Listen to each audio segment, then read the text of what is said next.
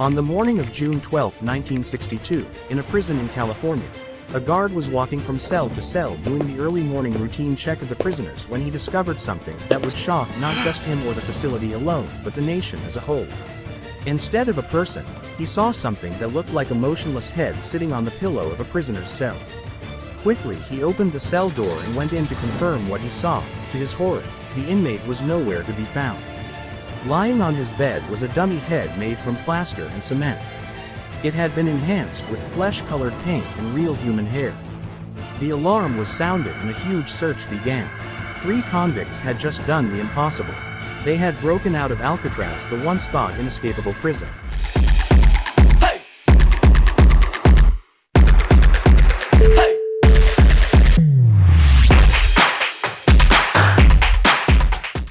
On the 20th of January, 1960, a new prisoner was brought into the maximum security penitentiary in San Francisco Bay, California, to serve time for burglary and for breaking out of his previous confinement.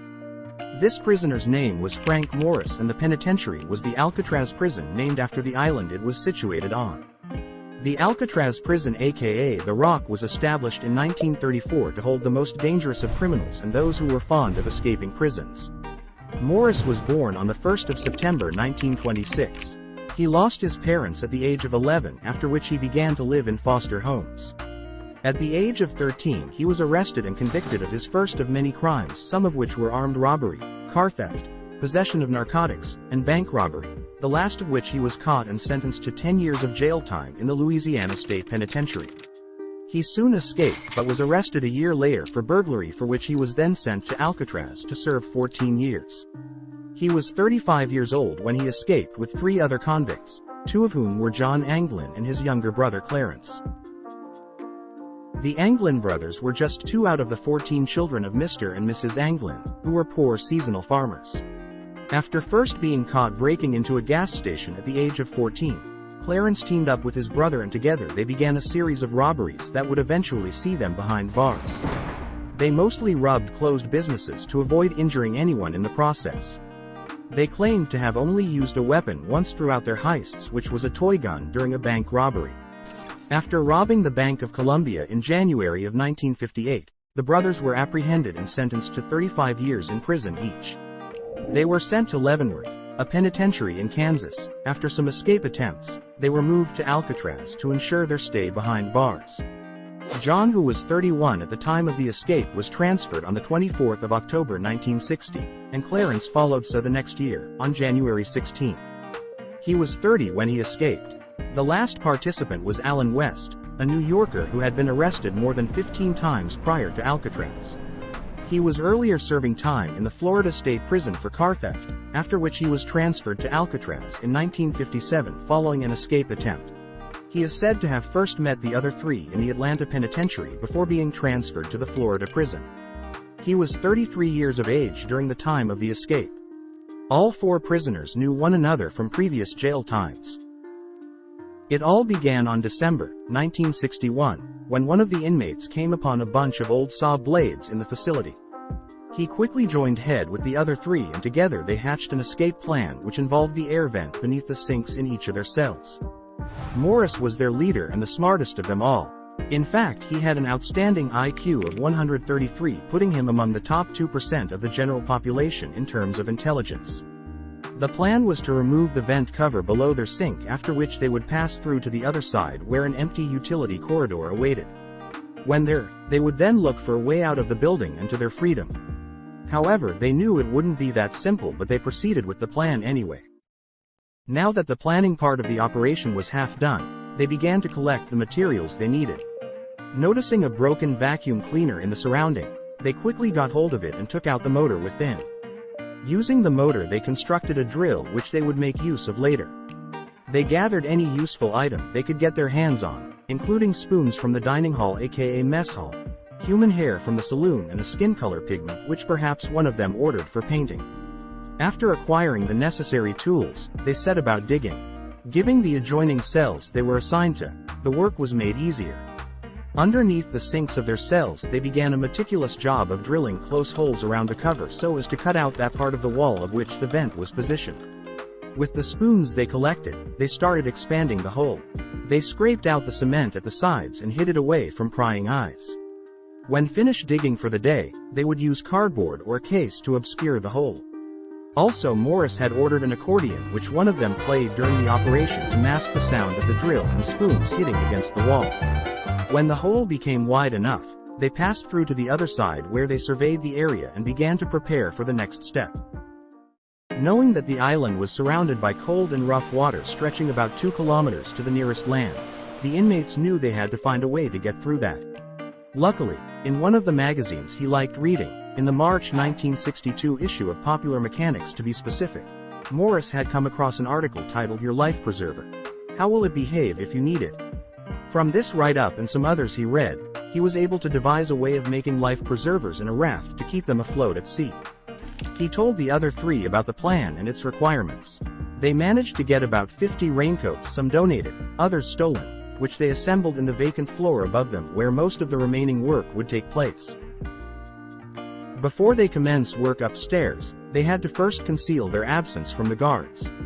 Using a combination of bits of cement they had earlier pulled off the wall while digging, plaster, toothpaste, and toilet paper, they were able to make dummy heads which they colored using the flesh tone paint they had ordered, and fixed real human hair to the heads to make them look real. Once through, they placed the fake heads on their pillows, stacked cloths and other items under their blanket and went through the opening to the other side, during which one of them would stay back to watch out for guards, sometimes using simple periscopes they had constructed themselves. From the utility corridor they would climb to the top floor where they had gathered their equipments. They would take some of the raincoats and make them into 4 life preservers. The remaining was made into a rubber raft, the seam of which they stitched carefully with hand and hardened with molten plastic using heat from a hot steam pipe nearby. They also prepared a pump from a musical instrument they stole from a fellow prisoner and made paddles from plywood. Within months the whole thing was ready. What remained was a way out of the building itself. They spotted a ventilator shaft on the ceiling which would make for a good exit with a low risk of getting caught. However, it was some 9 meters from where they stood. Nevertheless, through a network of pipes, they managed to get to the vent where they detached the cover and held it in place with false bolts they had made from soap. Finally, after 6 months of planning and preparation, everything was in place. It was time for the inmates to make their move. It is the night of June 11, 1962. Frank Morris, John Anglin, Clarence Anglin and Alan West, still awake, waited till the right moment before they began their escape. When it was time, they placed the dummy head on their beds, arranged their blankets so it would seem like someone was lying under, removed the items they used to hide the holes, and squeezed through to the corridor behind. However, upon reaching the corridor, they noticed they were 3. West was missing. Meanwhile, in his cell, West was trying to pull out the hardened cement around his vent. He had earlier used cement to strengthen the falling concrete at its sides, but the cement had stiffened, thereby narrowing the vent hole. In the corridor, after a while of waiting, Morris and the 2 brothers had to leave without West. They climbed over to the vacant floor, still expecting to see West at any time, but he didn't show up. Finally, they took their apparatuses, climbed up the pipes and gently removed the vent cover which was now weakly held by the fake bolts. One of the guards hears the noise but doesn't take it seriously. The inmates landed on the roof, after which they slid 15 meters down a kitchen vent pipe at the rear of the cell house. Once on the ground, they scaled the 3.7 meters tall barbed wire fence, sneaked to a safe spot in the northeast shore of the island where they pumped up the raft, and off they went. By now, West had forced open the hole, but by the time he passed through, the others had gone without him, so he went back to bed. The next morning, they were discovered missing. The dummy heads had concealed their absence the previous night. The alarm was sounded, and a thorough search around the facility began. Both law enforcement agencies and the military organized a massive hunt for the escapees, but only little was discovered. Both land and sea were searched extensively. Eventually, about 3 days after the escape, a paddle was found floating 180 meters from the southern shore of the Angel Island. Other items of the inmates, such as a wrapped wallet belonging to the Anglins and pieces of Alcatraz raincoats, were later seen. The last item to be perhaps reported found was a deflated life jacket. The inmates themselves were never located alive or dead. What we know is that the inmates launched the raft and made their escape, but what happened next is unclear. They had earlier planned to cross the bay into Angel Island, after which they would pass through Raccoon Strait to Marin County, but whether they succeeded, we don't know. The case was officially closed by the FBI on the ending of December 1979 and was handed over to the U.S. Marshals Service to continue the investigation. Many of the details from the investigation were supplied by West. He had assisted in building the raft at the top floor, where he is said to have been assigned to paint unmonitored.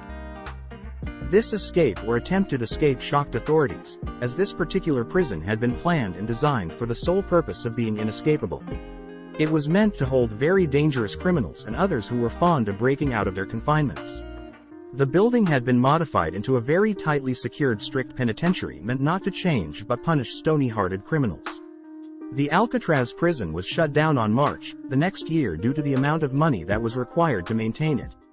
Whether successful or not, what makes this escape very interesting is the amount of care and ingenuity that was put into it, and I doubt the 3 players or 4 would be forgotten anytime soon. Thanks for watching.